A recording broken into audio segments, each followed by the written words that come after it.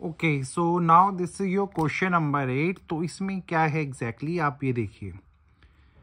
आपको ना बेटा यहाँ पे दो कॉन्सेंट्रिक सर्कल्स दे रखे हैं। कॉन्सेंट्रिक का मीनिंग क्या होता है? जिन सर्कल्स का सेंटर होता है कॉमन। ठीक है, तो ये दो कॉन्सेंट्रिक सर्कल्स आपको यहाँ दिए हुए हैं, ये उसने आपको बताया हुआ है। अब इसमें इनकी जो रेडियस है, एक का 13 है, एक का 8 है, और फिगर के अकॉर्डिंगली ए बी है आपका डायमीटर बिगर सर्कल का। तो ये था आपकी फिगर में जो ए बी, ये एक डायमीटर था। वहीं पे बी डी एक नाम का टेंजेंट है। ठीक है, तो अच्छा फिगर में ये ए है और ये बी है, तो कोई टेंशन नहीं है। और ऐसे ही आपका यहाँ पे ये टेंजेंट बना हुआ था। ठीक है, और जो कि आपके टच कर रहा था, सिंपल सा लॉजिक है, इस पॉइंट डी पे, ये उसने आपको गिवन था। और फिगर में इस पॉइंट को ई बोला गया है, सेंटर को ओ बोला गया है, और आपको यहाँ लेंथ चाहिए है इस ए डी की। ठीक है, तो ऐसा कोई क्वेश्चन था। सबसे पहले मैं ओ और डी को यहाँ ज्वाइन करवा देता हूँ, और जब मैं इसका सॉल्यूशन स्टार्ट करूँगा तो सबसे पहले आप ये देखिए, जो यहाँ पे आपका बी ई है, ये एक टेंजेंट बना हुआ है ना। ये एक टेंजेंट है जिस पे आपका ये जो ओ डी है, जिसको अभी आप रेडियस बोल सकते हो इनर सर्कल का, ये परपेंडिकुलर इसके होगा at point of contact D पे।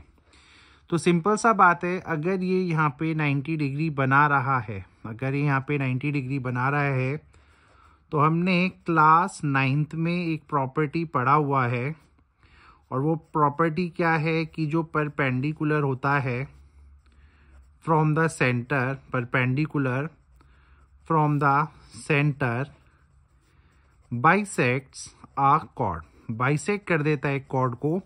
तो इसी फिगर को अगर मैं सिर्फ यहाँ तक फोकस करूँ, और अगर मैं इस बड़े वाले सर्कल को देखता जहाँ पे ये आपका साइड बी ई था, और आपने देखा ना, आपने भी सेंटर से आपने देखा कि ये ओ डी नाम का जो रेडियस है वो टेंजेंट के परपेंडिकुलर होता है, तो वो इस कॉर्ड को बाइसेक्ट कर देता बेटा।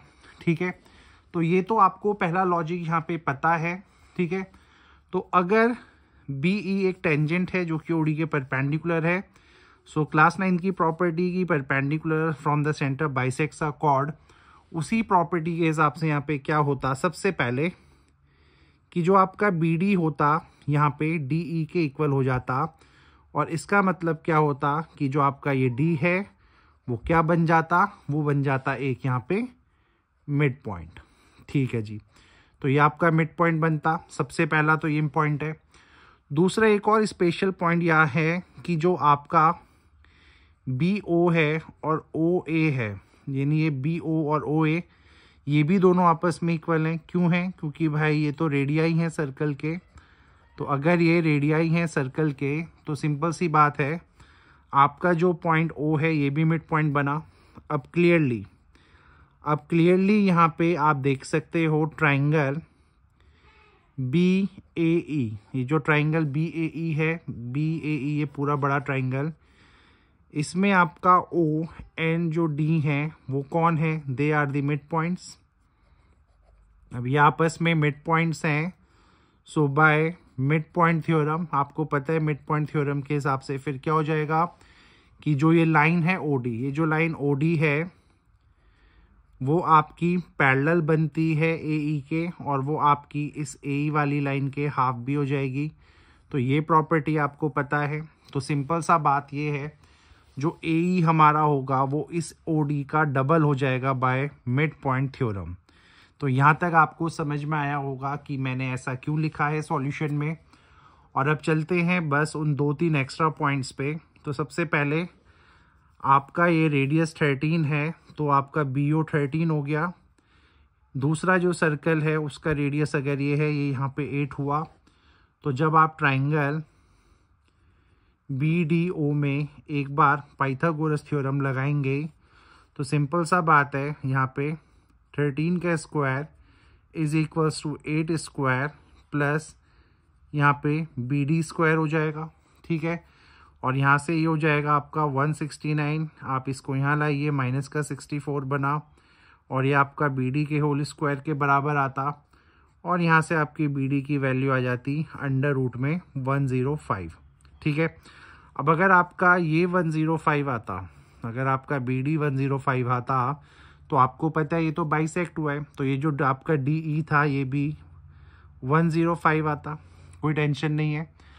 और आपने देखा जो आपका ए ई है वो ओ डी के डबल है, तो अगर मैं इस 2 को यहाँ स्विच कर दूँ तो जो आपके ए ई का आंसर आएगा वो आएगा 2 टाइम्स ऑफ ओ डी, और ओ डी का वैल्यू है यहाँ पे 8, तो कहीं ना कहीं ए ई का वैल्यू आपके पास 16 आया।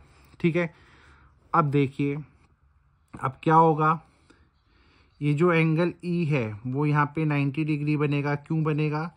क्योंकि ये है angle in a semicircle, तो ये जब angle in a semicircle है तो क्लियर सी बात है, अब इस ट्राइंगल में अगर मैं फर्दर पाइथागोरस थ्योरम लगाऊं, ट्राइंगल ए ई डी में अगर मैंने पाइथागोरस थ्योरम को अप्लाई किया तो अगेन आप देखोगे आपका ए डी का स्क्वायर यहाँ पे 16 का स्क्वायर प्लस अंडर रूट 105 के स्क्वायर के बराबर हो जाएगा। ठीक है, तो 16 का स्क्वायर आपको पता होना चाहिए, वो होता है 256, ये आपका हो जाएगा 105 यानी 361, और 361 में अगर ये मैं स्क्वायर हटाऊं तो ये अंडर रूट लगेगा, तो यहाँ से जो ए डी का वैल्यू आएगा बेटा वो आएगा 19 centimetre. And with this way your question is done. Thank you.